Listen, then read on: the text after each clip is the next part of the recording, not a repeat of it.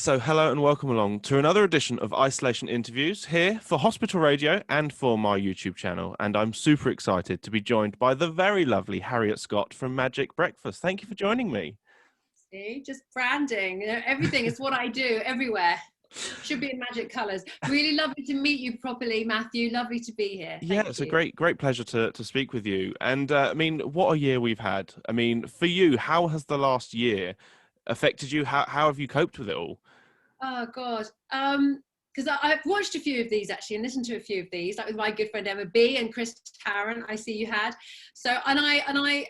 It's funny hearing everybody saying about how they're dealing with this. And I think if you'd have asked me on Friday, I think I was doing better. I think this week is really there's just no give, is there? There's just no let up. The snow was nice, that was exciting. But look, on the whole, I don't know, I've got two boys, aged 9 and 11. We're homeschooling. I mean, we got a lockdown dog, which can be an added stress. She's gorgeous. She's an 8-month-old Labrador, but she's full on. But then I just think, well, God, you know, that sometimes there is added stress just with puppy and everything. But then I just think she gives us so much love, and each day is a new start. And each day she doesn't know about the virus, you know, she just bounds around everywhere. So actually, I think she's bringing us a lot of joy. So yeah, but how am I doing? I'm okay. I mean, I'm very lucky, I think, in doing my job, and maybe you find this with yours, and it's a lovely escape. It's a really lovely thing. Very fortunate to have been able to keep on working, to talk to my lot in the morning, to Ronan, to Eloise, producer Brian. It's just actually, it's a nice way to spend the morning, and then to get listener interaction, so you feel that you are a bit sort of in it together. But do you know, moments where I want to scream, moments where I want to be alone, and then moments when I just want to be in a crowded space. I just think I'm a bit all over the place, but yeah. So, I mean, obviously early doors back last year when this all first happened, I mean, how did things change for you? Because I imagine for working, you had to completely change the way you did it. Yeah. I mean, you know that SHIT has hit the fan when someone hands you a Bauer laptop and a microphone. And listen, I've been doing this. I started in hospital radio. I've been doing this a long time, but I have the luxury of just, I can press buttons in the studio, I can drive the desk, but I don't know how the wires work, and I don't know any of that. I'm just surface. What they call fair weather friend to a radio studio. If it's working, I'm there. If it's not, I don't know what to do about it. But anyway, so they hand you a laptop and they say, right, we're doing it from home. And you're like, oh my God, I mean, it's all I've known for decades, really, just going into a studio and having that comfort zone. And that's where I do my job. To be told you're doing it from home, it's a bit like Armageddon. It's like, what? It's crazy. And of course, it's a bit like at school when it was a summer term, we had a supply teacher and you had lessons outside. That was fun for a bit. You thought, oh, this is fun. I can do this in my pajamas. And then it goes on and on and on. And here we are in January. And so no, I don't know, not so much fun anymore. I mean, that's the thing. I mean, I'm exactly the same as you. Was so used to just going into a studio. I'm not very wiry person at all, not technically minded at all. I can work a desk, I can do all of that. Get me to start fiddling with the wires under the desk, haven't got a clue. Exactly. So yeah, when I obviously started doing this from home when we were in lockdown, and our studios in Reading were locked down for the early, first few months. So I was kind of not able to do what I was usually doing. So then had to start doing things from home, and that's where Zoom came in, which was obviously a godsend because you can do so much on Zoom. Obviously, over the last couple of months, I've also got myself mics and lights and everything just to kind of make it work. So it is a lot more complicated than I think people would realize from the outside. Yeah. But you must be really quite proud of yourself for the things you've learned and things you've had to undertake. I mean, so many things. I mean, also video editing was something I'd never done, which is obviously I'm doing for the YouTube channel. So I've kind of learned loads of skills over the past few months. I mean, have you found you've learned a lot of new skills as well? Yes, I suppose so. And this is going to age me, but I mean, I used to make hundreds of demo tapes when I was younger, but I used to do them on reel to reel. So I would literally have strips of tape around my neck and splice them and edit them and just make all these tapes. And then I suppose in the noughties, well, then I came to London in the late 90s, worked at Virgin Radio, and then I was on Heart and now Magic. And I haven't haven't had to make a demo tape in a while. So I haven't, and I've had producers. I've had the luxury of having producers, certainly on a breakfast show anyway. So the reason for my excuse of being utterly rubbish at digital recording, and I know they don't even call it that, but all this using Pro Tools or whatever, I was able to go, no, I don't need to know about that, because I talk for a living, that's what I do. But then you're sent home with your kit. And then they're like, well, can you just record this interview? So we might do, for example, we had Gary Barlow on the show. So we will do a Zoom with Gary Barlow. And it doesn't always go well for me. So I don't know, it's a bit of a running joke on the show that I'm not that great technically, but I think I'm not doing badly. So we'll have him on Zoom, but they also say, well, can you record? Oh, I want to say, so I can't even tell you the program that I have to record on, begins with an A. But Audacity or something like that. Audacity. There we go. Well done. I was going to go articulate, but that's a board game. You see what you're dealing with there? So Audacity, they're like, can you open up Audacity and check it's got the right, because this is my super duper work mic, not the computer one, this one. I've got there now, but I have messed up some serious interviews, but yeah. It must be quite interesting though, because like we say, you're learning new skills and you're kind of something else that you can kind of add to your bow, and it's something you can be proud of, to think I've done more than I would have done normally. I mean, I know, say for me, I'm quite proud of the fact that this is something I can take forward, and hopefully use in the future as well. Yes, yeah, learning more skills, and I think gaining more confidence. And so I've managed to do some voiceover work also from home. I'm quite lucky. This is obviously quite a good mic, because I haven't had to soundproof. This is literally the chair that I do the show from in the morning.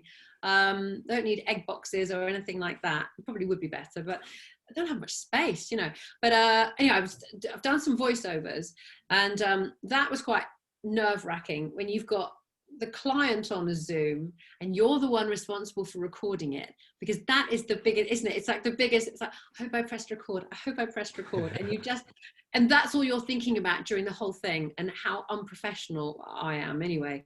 But I'm managing to get away with it. Now, obviously, you've been on Magic for, I believe is it 6 or 7 years you've been at Magic for? Magic, let me think. It might be a bit less than that, but it might be. How long? Oh, is it 3 years on breakfast? It's probably about 6. It's probably about 5-6 years. Yeah. So, I mean, for you, obviously, you've been on other stations in the past, but now that you're on Magic, do you kind of feel like you're home? Are you like happy at Magic? Do you think you could see yourself there for a while now? I do love it. And it's funny because I did listen to Emma B's interview, and it sounds schmaltzy, but actually they're a really nice bunch. So, and we have a lovely boss, and I have worked for radio bosses who will remain nameless in the past, who, they scream and shout at you on talkback whilst you're trying to do a show. It's like the stuff of movies.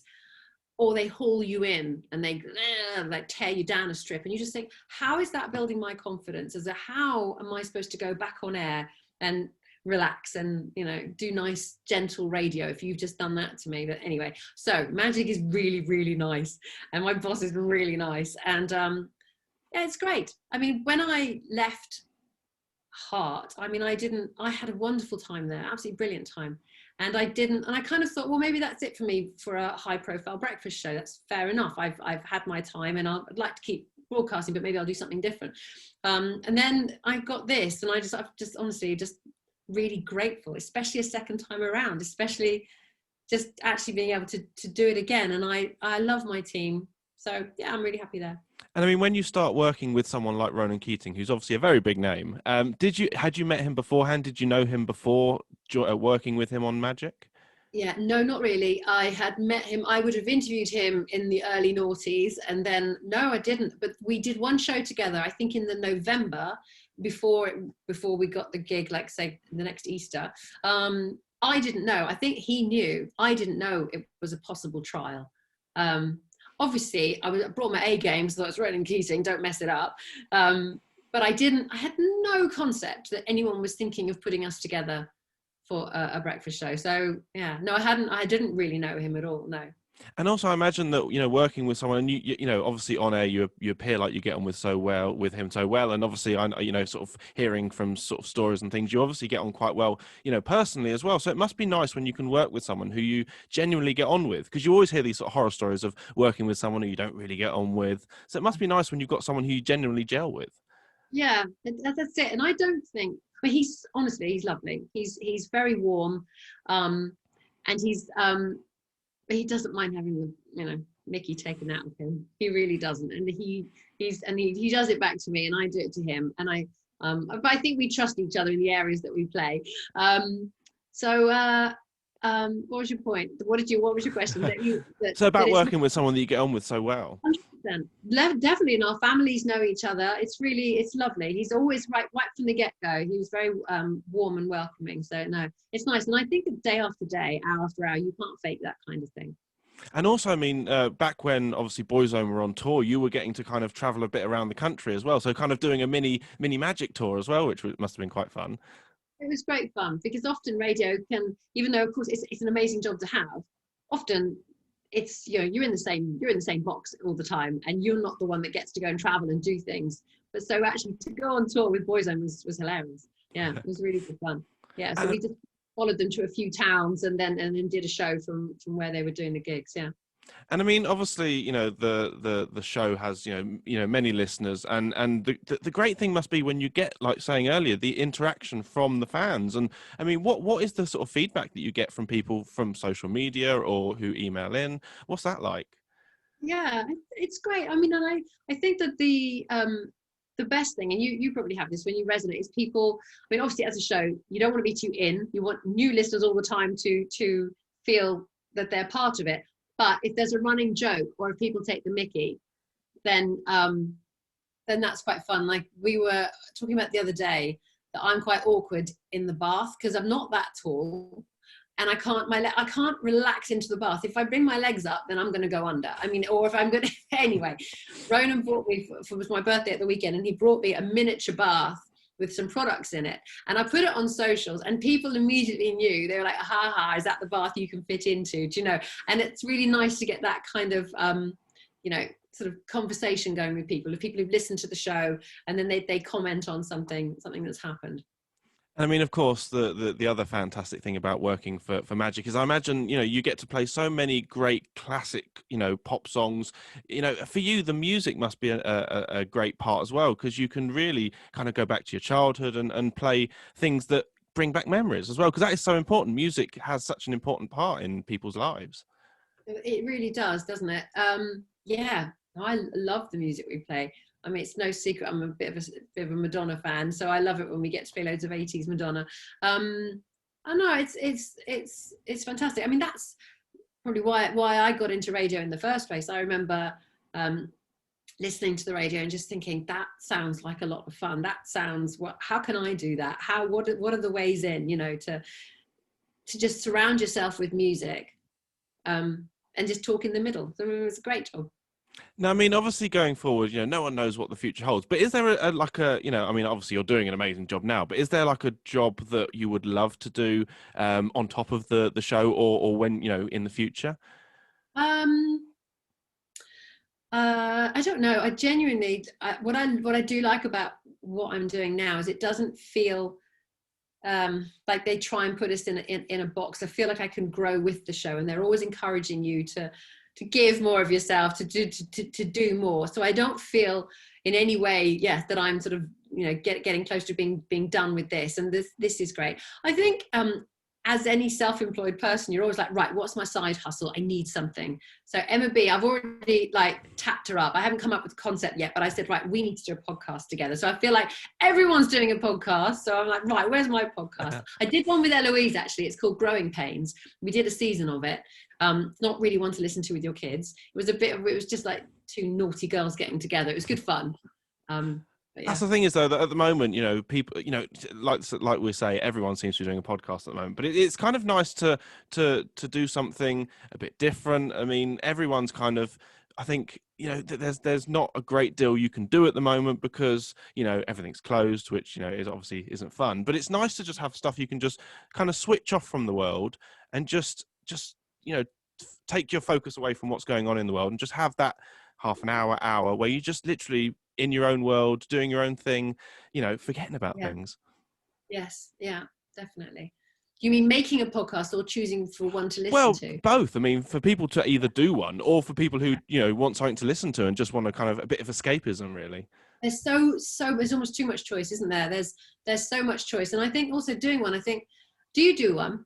So yeah, so this is kind of what I say. I've been making it into partly a radio show, and then obviously kind of sort of online. I don't know if you'd really call it a podcast, but it's I've kind of tweaked it so that it can work that way. Yeah, cool.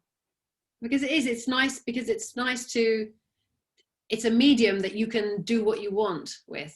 Because it's really lovely to be a part of a big brand, but equally, I can't just go on air and say what I want. I need to, whether it's political or something like that. There are rules and regulations. Not that I'm a massively political beast, but it's be nice to have an outlet where you can do what you want. Now, do you remember where your love for radio came from? Do you remember your sort of earliest memories of being interested, and who were your sort of idols that you looked up to? So it would have been sort of late 80s. And the idols at that point, I wish I could name more women, and it's brilliant that there are so many more women now in radio. But at the time, I suppose I was in the Northwest, actually, in Chester. And I was listening to, Simon Bates. It was Simon Bates, Simon Mayo, Steve Wright, just all I wouldn't call them 80s greats because they're still amazing. They're brilliant. Simon, of course, is in Bauer. So I think it was listening to things like that. And I remember Janice Long voiced a package called Which Way Now, which Radio 1 did. I mean, so long ago. I don't know if anyone would remember it. And it was for kind of school leavers. And it was sort of, if you wanted to work in broadcasting, send off for this pamphlet. And so I wrote to Radio 1, and they, so exciting to get anything back from Radio 1. And it was a pamphlet about, so you want to be in radio, and it was listed, maybe it was a bit old fashioned now, I suppose. There's so many routes into radio, but then it was like, well, if you're going to get a degree, maybe do history or politics or something like that, because even back then, to be honest, there weren't even that many media studies degrees, or certainly no practical courses. So anyway, I'm digressing, but I just remember then thinking, okay, this is what I'm going to do. And I did hospital radio. It's called Hospital Radio Lion at the Countess of Chester Hospital. Did that. We were in a little porter cabin. I don't know what your studios are like, but ours weren't very grand. And then I chose my university around radio stations. And I'm sure these days most universities probably do have something, but back then they didn't really. So I went to Hull because it had a radio station, and it had a local BBC station and a local commercial station, Viking FM. So I was already like, right, this is what I'm doing. I mean, I imagine you get asked all the time, but if you weren't in radio, do you know where you would have ended up, what you would have done for a career, or was radio always, I'm doing this, this is where my passion lies? I think that I know, because you often, maybe it's a bit like if you choose to be an actor or a pop star or something, you have to have a certain amount of luck as well. So I always told myself, I'll do this for as long as it makes me happy. I was thinking, I don't want to go chasing a dream that's never going to happen. And that's why my parents were right. They said, go to university, just do something so that you have something to fall back on. And annoyingly, they are right, because I'll be saying the same to my kids when they tell me they want to be something reckless. So I don't really know. I think from aged sort of 15, what I wanted to do. I did a history degree. I mean, like I've said, because I think now with all this home learning, sometimes if I've had a moment that's gone well with the kids, I'll say to my husband, oh, I love teachers, or maybe I should be a teacher. And he's like laughing, going, you have no patience. He said, I can't imagine you'd be the worst teacher in the world. You'd shout at them all. I'm like, thanks a lot. But then you're getting all the practicing at the moment, because obviously, everyone's having to do the homeschooling at the moment. So you never know, it could in the future. Yeah. Now, I just want to say it's been an absolute pleasure talking to you. But before we go, is there any messages you'd like to give to anyone who is listening in hospital at the moment, or to any of the amazing NHS staff that are out there doing a fantastic job at the moment? Yeah, goodness me. I mean, let's start with the people in hospital, and I'm just, hang on in there, because you'll be out of there soon enough. And I know it's not a great place to be. When I started hospital radio, I used to come around and bug the people in their beds and be like, what do you want to hear? And they'd be a bit like, oh, just go away. I just want to get better. So listen, I'm sure you're being well looked after. And with great entertainment from Matthew and the team. So I'm wishing you so much love, sending you so much love. And to the NHS staff, just unbelievable bravery, unbelievable selflessness. When I think the rest of the world, will certainly, I speak for myself, I probably emotionally and physically recoiled from the world this year. To think that we were allowed, they were telling us stay home. Well, I felt I mean, we're allowed to stay home. They weren't allowed to stay home. They had to face it. It was terrifying. All new information, new virus, just absolutely horrific. So they have just been just absolutely unbelievable. So yeah, big love to everybody in the NHS. No, I just want to say, Harriet, it's been an absolute pleasure. Thank you so much for giving up your time. Of course, keep safe, and hopefully we'll speak again soon. Thank you so much, Matthew. Thank you.